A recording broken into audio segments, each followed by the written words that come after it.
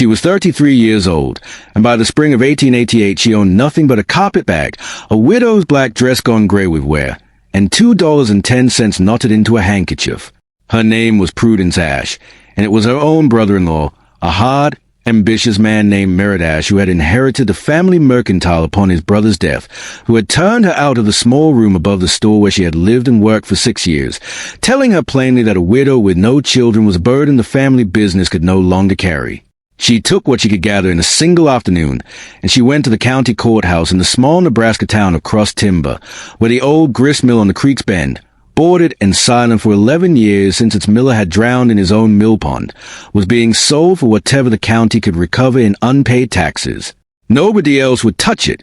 for the whole of Cross Timber had long since decided the mill was cursed, haunted by the miller's own restless spirit, and Prudence paid $2 for the entire ruin, drawing laughter from the men gathered on the courthouse steps who called it the last foolish act of a foolish woman. What none of them knew, what Prudence herself did not yet know as she pried open that swollen door for the first time, was that hidden behind the mill's old grain shelves lay a ledger that had been waiting 11 years to be found, one that would not only rescue her from ruin but would return to Cross Timber a truth the town had buried alongside the miller himself. Settle in, and let us tell you the story of Prudence Ashe. If you have ever been warned away from something simply because others feared it, tell us in the comments where you are watching from tonight. Prudence had been born Prudence Yannell in 1855 on a modest farm outside Springfield, Illinois, the second of 4 children to a father who kept careful books for the county grain exchange and a mother who managed the household ledgers with the same precision her husband brought to his professional work. It was an unusual household in that both parents believed firmly that a daughter ought to understand figures as thoroughly as any son,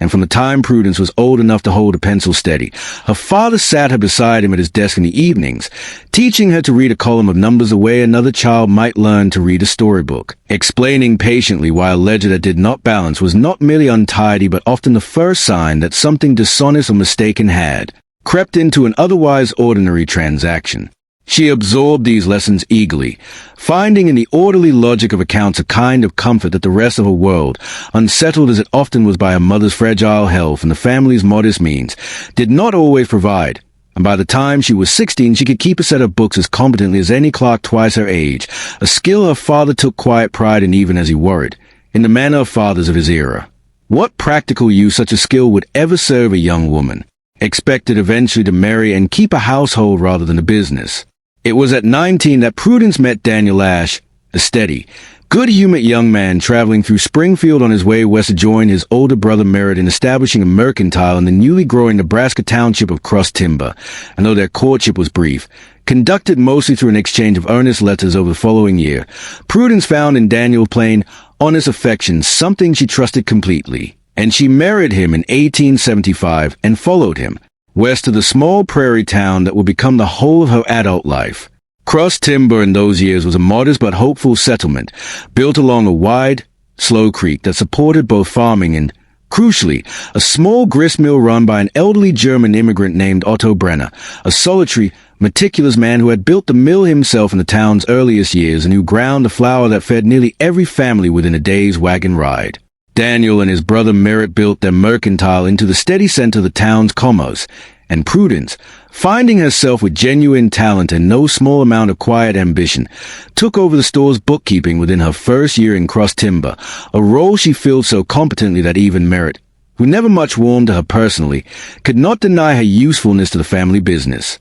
It was through this work that Prudence came to know Otto Brenner well, for the mill and the mercantile did steady business together, the mercantile taking a portion of the mill's flour on consignment and settling accounts with Otto each season, and Prudence found in the old miller a kindred spirit, a person who valued precision and honesty in his dealings above nearly everything else, and who took a particular, almost paternal delight in the young bookkeeper who never once let a discrepancy in. Their shared accounts pass unnoted, however small. Otto had no family of his own in America, his wife having died on the crossing from Germany many years before, and in the long afternoons when Daniel was occupied with the mercantile's other business, Prudence would sometimes walk down to the mill to settle accounts in person, staying to talk with Otto over the rhythmic churning of his water wheel about matters far beyond flour and grain, and it was Otto who once told her, in his careful, accented English, that a mill's ledger was the truest. record of a town's honesty, for grain could not lie about its weight the way people so often lied about their intentions. Prudence did not fully understand, at the time, why he said this with such particular weight, though she would come to understand it with painful clarity many years later. Life in Cross Timber remained modest but contented for over a decade, Daniel steady in his partnership with Merritt at the Mercantile, Prudence building her own quiet reputation for scrupulous honesty in the town's business dealings, though she and Daniel never had children, a private sorrow she carried without complaint through all their years together. It was in the autumn of 1877 that Otto Brenner drowned in his own mill pond under circumstances the town never fully resolved. His body found tangled in the sluice gate mechanism on a morning when the mill's wheel had inexplicably stopped turning, and though the county coroner ruled it an accident, likely the result of the elderly miller slipping while attempting some repair alone in the dark, a persistent unease settled over Cross Timber regarding the mill itself, a sense that something about Otto's death did not sit quite right, though no one could say precisely what troubled them or why. The mill passed, in the absence of any known heir, into county receivership, and rather than reopen it under new management, the town's leading citizens, Merritt as prominent among them, quietly allowed it to sit boarded and idle, the flour trade shifting instead to a newer, larger mill built downstream by a consortium of investors that included, as it happened, Merritt himself. A business arrangement that had struck Prudence at the time as curiously swift to materialize following Otto's death, though she had given the thought little serious weight in the grief and business of those years. The disaster that undid Prudence's own life came a full decade later, in the winter of 1887, when Daniel succumbed suddenly to pneumonia after a bitter cold snap, leaving Prudence a widow at 32 with no children, and she soon discovered no formal claim whatsoever on the mercantile business she had helped run for 12 years, for the partnership agreement between Daniel and Merritt had, in the fine print neither she nor apparently Daniel had ever closely examined, specified that upon either partner's death without surviving male issue, the deceased partner's full share reverted entirely to the surviving partner. Merritt informed her of this arrangement with a briskness that left little room for grief, offering her continued lodging above the store only through the following spring. In his word, a generous accommodation given that she held no legal claim to remain at all, and when spring came, he informed her plainly that her room was needed for a new clerk's family and that she would need to make her own arrangements. Prudence did not argue, having learned during those difficult months that Merritt's decisions, once made, were rarely subject to appeal, and she spent her final days above the Mercantile packing what little she owned, her father's old lessons in careful bookkeeping, the only inheritance of any real value she still possessed, into a single carpet bag. She had nowhere obvious to go, no family remaining in Illinois close enough to offer real refuge, and it was while sitting in the county clerk's office inquiring about the cheapest possible lodging in Cross Timber that she overheard mention of the old Brenner Mill, still sitting in county receivership after 11 years, its unpaid taxes having finally accumulated to the point where the county intended simply to auction it for whatever pittance would clear the debt. The mill's reputation as a cursed or haunted place had, if anything, grown more entrenched over the intervening decade, children daring one another to approach its boarded windows, older residents crossing themselves or muttering old superstitions when they pass on the road, and no one in 11 years had shown the slightest interest in claiming it despite its prime position on the creek. Prudence, with nowhere else to turn and a stubborn refusal to simply vanish quietly from the only town she had called home for 12 years, presented herself at the courthouse steps when the auction was called, and when the county clerk noted that the mill would go to whoever would simply assume its back taxes, a sum that came to $2.10. Prudence found herself offering the entire contents of her handkerchief before she had fully considered what she was doing. The laughter that followed was not entirely unkind, but it was thorough, several of the men remarking that Daniel Ashpool's widow had gone and bought herself a haunted ruin, and Prudence walked away from that courthouse the owner of a mill that the whole of Cross Timber believed carried a curse upon it. She walked down to the mill itself that same afternoon, finding it exactly as 11 years of neglect had left it. The great water wheel motionless and green with moss, the windows bordered with warped gray planks, the whole structure settled into a kind of watchful silence that Prudence, whatever she believed about curses, found genuinely unsettling as you work a borrowed pry bar against the swollen front door. It gave way at last with a groan that echoed strangely off the creek's far bank, releasing into the spring air a thick breath of dust, stagnant water, and the particular sweetish smell of grain that had spoiled and dried within the walls over more than a decade of neglect. Inside, Sunlight fell through gaps in the boarded windows across rows of tall wooden grain shelves, a massive silent millstone, and machinery gone entirely to rust, and Prudence spent her first days simply clearing the debris, sweeping out 11 years of dust and vermin leavings, prying open shutters to let what light she could into the building, working with a grim, practical determination that left little room for the fear the town so evidently expected her to feel. It was on her fourth day, while clearing the tall wooden shelving that had once held sacks of mill flour awaiting distribution, that she noticed one section of shelving stood slightly proud of the wall behind it, a discrepancy of perhaps an inch that she would never have noticed had her father not spent years teaching her to notice precisely such small irregularities in any structure of figures or objects. She worked her fingers into the gap and found that the entire section of shelving, though it appeared built directly into the wall like all the others, was in fact a single hinge unit, and after some careful effort, it swung outward to reveal a shallow recess built into the millstone foundation, the kind of hidden space a careful craftsman constructs only when he has something he means to protect from casual discovery. Inside, wrapped in oiled canvas that had kept the worst of 11 years damp at bay, she found a heavy leather-bound ledger, considerably thicker than any ordinary account book, along with a small bundle of letters tied with twine and a single brass key that matched no lock she had yet encountered in the mill. She carried her find to the one clear patch of workbench and, by the fading afternoon light, began to read, and what she found in Otto Brenner's careful, precise German-accented hand was not the ordinary record of a country mill's flour trade, but a second, private set of books entirely, one that recorded, meticulously and in painstaking detail across nearly 15 years, discrepancies between the flour Otto actually milled for the town's farmers and the flour subsequently sold through the mercantile and, later, through the new downstream mill that had replaced his own. Otto's private ledger revealed that for years, someone, and the initials he used throughout, initials Prudence recognized with a cold, sinking certainty as belonging to Merritt Ash, had been systematically short-weighting the farmers of Cross Timber, recording their grain deliveries at figures lower than what Otto himself had actually milled, and pocketing the difference through a quiet arrangement with the mercantile's own scales, a fraud that had apparently been running for years before. Otto's death and that Otto himself had discovered only gradually, piecing together the pattern through his own scrupulous cross-referencing of what he milled against what the mercantile later reported purchasing from local farmers. The bundle of letters, when Prudence untied them with trembling hands, confirmed what the ledger implied. They were Otto's own drafts, apparently never sent, of letters intended for the Territorial Agricultural Commission, laying out as evidence of systematic fraud against the farmers of Cross Timber,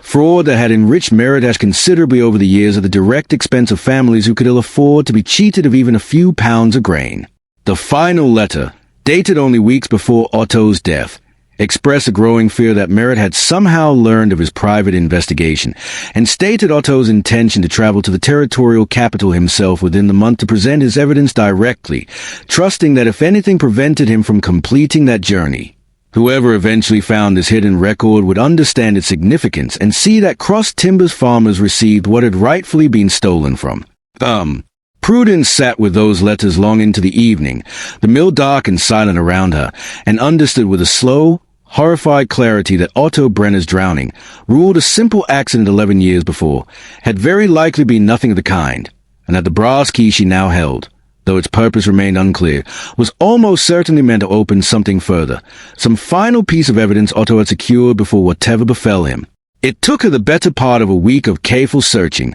working from clues scattered throughout Otto's private ledger regarding a strong box he referenced but never precisely located within his own pages, before she finally discovered, wedged beneath a loose section of flooring near the mill's old scale house, a small iron box with the brass key opened without difficulty, revealing inside a set of the mercantile's own original weighing receipts from those years. Receipts Otto had apparently obtained through some careful means and preserved as physical proof to accompany his written accusations, documents that showed unmistakably the mercantile's recorded purchase weights running consistently and suspiciously lower than what any reasonable milling operation would have produced from the same deliveries. She understood now the full shape of what she possessed, not merely an old miller's private grievance, but hard, physical evidence of fraud that had likely continued in some form for 11 years since Otto's death, given that Merridash still controlled the mercantile scales and still, through his interest in the downstream mill, controlled much of Cross Timber's flour trade entirely. She did not act rashly, understanding from her own years of careful bookkeeping that an accusation without airtight proof would accomplish nothing against a man of merit standing in Cross Timber, and she began, quietly, to cross-reference Otto's old record against her own memory of the mercantile's books from her years keeping them, recalling now, with new and troubling clarity, certain figures that had always struck her as slightly irregular, but which she had never had sufficient cause to question at the time. She sought out several of the town's older farming families, beginning with a widower named Gustav Lindqvist who had done business with Otto Brenner for years before his death and who, upon seeing the old miller's handwriting again, grew visibly emotional, confirming that he had always privately suspected his grain deliveries were being short-weighted but had never possessed any means of proving it against a man as prominent as Merritt Ash. Piece by piece, working carefully and without alerting Merritt to her purpose, Prudence gathered corroborating testimony from 4 other farming families who had done business with both the old mill and the mercantile across those years, building alongside Otto's original evidence a case that no longer rested on one dead man's private suspicions alone. It was inevitable that word would eventually reach Meritash that his late brother's widow, having taken possession of the old Brenner mill, was making quiet inquiries among the town's farmers regarding old grain weights and mercantile receipts, and he came to see her himself on a grey afternoon in early June, standing in the mill's doorway with an expression of cold, careful control that Prudence had seen him wear in business dealings for 12 years but never before directed at her. He suggested, in a tone that struck her as carefully rehearsed, that whatever old papers he believed she had found in that decrepit ruin were surely the confused ramblings of a foreign miller long dead and best left undisturbed, and that a widow with no resources and no standing in Cross Timber would do well to abandon whatever notion she had formed before she found herself with considerably less gear to will in this town than she currently enjoyed. When Prudence did not yield, his tone hardened further, and he reminded her plainly that the mercantile's continued patience regarding her modest remaining possessions,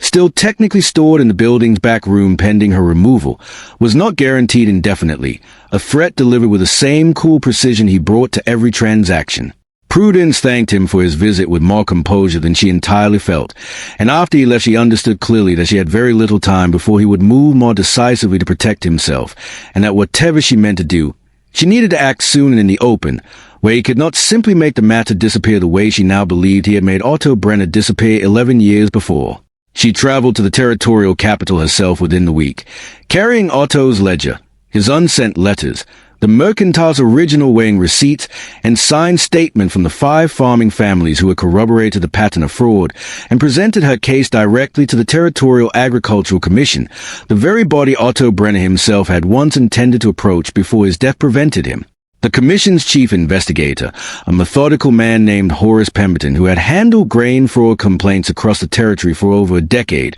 recognized immediately in Otto's meticulous private ledger the hand of a man who had kept honest books his entire working life. And he opened a formal inquiry that summoned Meritash to answer for the discrepancies documented across both Otto's records and the corroborating farmer testimony Prudence had gathered. Merritt arrived at the hearing prepared to dismiss the whole matter as an old immigrant's confused imaginings, but he had not anticipated the physical weighing receipts themselves, nor had he anticipated that Pemberton would cross-reference them against the mercantile's own surviving shipping records to the Territorial Grain Exchange, records that confirmed the mercantile had for years reported and sold considerably more flour than its recorded local purchases could possibly account for, a discrepancy that could only be explained by systematic short-weighting of the very farmers who supplied it. Faced with Otto's ledger, the physical receipts, corroborating testimony from 5 farming families, and the mercantile's own contradictory shipping records, Meritash's composure finally broke, and under Pemberton's careful questioning he admitted, with considerable bitterness of being cornered by evidence he had believed died with Otto Brenner, that he had indeed maintained a fraudulent weighing arrangement for years, insisting only that every mercantile in the territory engaged in similar practices to some degree. The commission ruled that Meritash owed restitution to every farming family demonstrably affected by the fraud, calculated with interest across the full span of years documented in Otto's ledger, a sum substantial enough that it required him to sell his interest in the downstream mill entirely to satisfy the judgment, and though no formal charge was ever brought regarding Otto Brenner's death itself, for the 11-year-old case could not be reopened on the strength of circumstantial suspicion alone. The whole of Cross Timber now understood plainly the nature of the man who had built such comfortable prosperity among them, and the respect he had commanded for over a decade evaporated within a single season. Prudence took no particular satisfaction in his downfall, remembering her father's old lessons that the purpose of an honest ledger was never to punish but simply to reveal what was true, and she used her own small share of the restitution, awarded in recognition of Daniel's original stake in the mercantile that Merritt had denied her, to restore the old mill to working order, repairing its wheel and machinery with the help of grateful farmers who now understood exactly what she had uncovered on their behalf, and reopening it as an honest, independent mill that would never again answer to Merritt ash scales. It is worth remembering, now, how this story began. A widow of 33, cast out with $2.10, buying for that same small summer mill the whole town believed was cursed, its secret hidden for 11 years behind a simple wooden shelf nobody had thought to move. Prudence Ash never forgot the laughter that followed her from the courthouse steps, and she never forgot either the patient lessons her father had taught her at his own desk in Illinois, that a ledger which does not balance is rarely an accident, and that the discipline of noticing small irregularities, in figures as in life, so often reveals truths that louder, more confident people would prefer to keep buried. Otto Brenner had hidden his evidence behind those shelves not out of fear alone, but out of faith that someday, someone patient and precise enough to notice a single inch of misalignment would find it and know exactly what it demanded of them, and Prudence had honored that faith not by claiming the mill's restored prosperity for herself alone, but by returning to an entire community the honest weight and honest dealing it had been quietly cheated for over a decade. What that ledger revealed did shock the whole of Cross Timber, not merely because it exposed one man's long fraud, but because it returned to that town the plain, essential truth that the humblest, most overlooked places, a haunted mill, a shelf standing an inch too proud of the wall, so often hold within them exactly the honesty a community has been waiting, without knowing it, to recover. Thank you for spending this time with Prudence Ash in the town of Cross Timber tonight. If her story moved you, we hope you will share it with someone who needs reminding that patience and careful attention are never wasted, however long they must wait to be vindicated. We would love to know, in the comment below, what is a time you found real value in something everyone else had already decided to fear or forget. Take care of one another, and take care of the quiet, overlooked corners of your own life where something honest might still be waiting. Until next time, stay close.